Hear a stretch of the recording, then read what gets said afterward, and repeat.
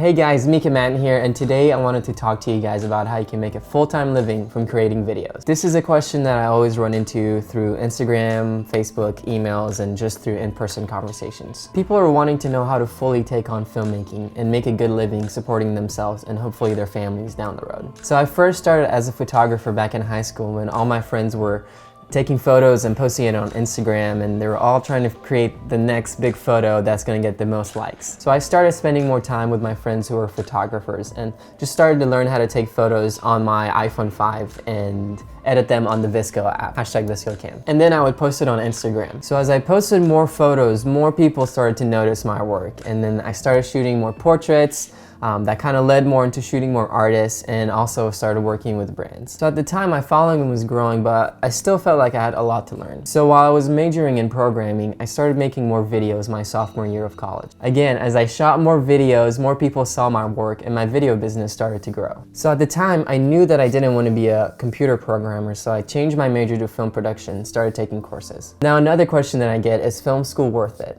Well, I'm flattered that he asked because I have this video right here that you can watch right now that's related to that. For me, where I learned the most and just got the most experience was by just going out and creating more projects. So here are 5 pieces of advice that I can give you about making videography or filmmaking your full-time job. Advice number 1, shoot as much as you can. Don't always get caught up if the opportunity is paid or not. Just try to get your hands in on as many projects as you can, because the more you show your face and the more projects you create, the more people will notice, and that means there's gonna be a higher chance of you getting more opportunities. Guys, I've shot a ton of low budget videos, but my goal has always been to have a better reel and also have a better portfolio. You just gotta put your hours in. I mean, I'm still putting my hours in right now. Another thing I would say is that most of my big projects have come through word of mouth and connections. It's rarely been from a person that I didn't have a connection with. It's always been through a friend of a friend who needed a videographer or needed a person to direct a project, and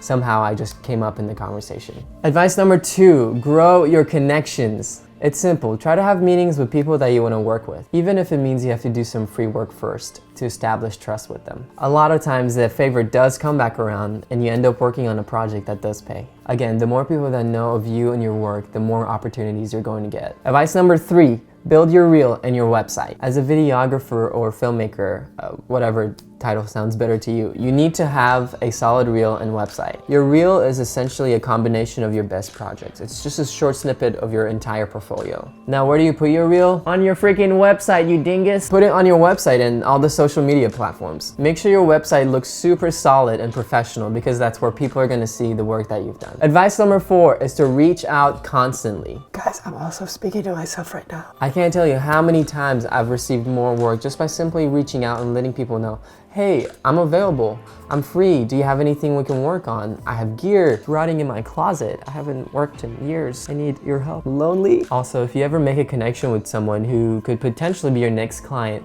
maybe send them a little short email later with your reel and just let them know, hey, this is my work, would love to work on something with you. And just little things like that go a long way, because you never know what's gonna happen. I mean, what do you have to lose? Advice number 5, be efficient. This matters so much. Again, I am preaching to myself right now. With every project, it is key to be efficient with whatever stage of the project that you're in, whether if it's pre or post-production. If you're not being efficient with whatever project that you're working on, unfortunately, you will lose clients and they're not gonna come back to you. I have made this mistake over and over again, and unfortunately, very few people in this industry are gonna give you a second chance. If you are being efficient and professional with the work that you're doing, clients will notice and they will come back to you with more work. Whenever you're working on a project, make sure to give it your all and get it right back to the client. Because if they see that you created something that's quicker and in better quality, they're gonna notice, and guess who they're gonna go with next time? You! They're gonna go with you, of course. Well, I hope this video has served its purpose for you guys. I've tried to sum up all my knowledge from the past years and give it right to you. Again,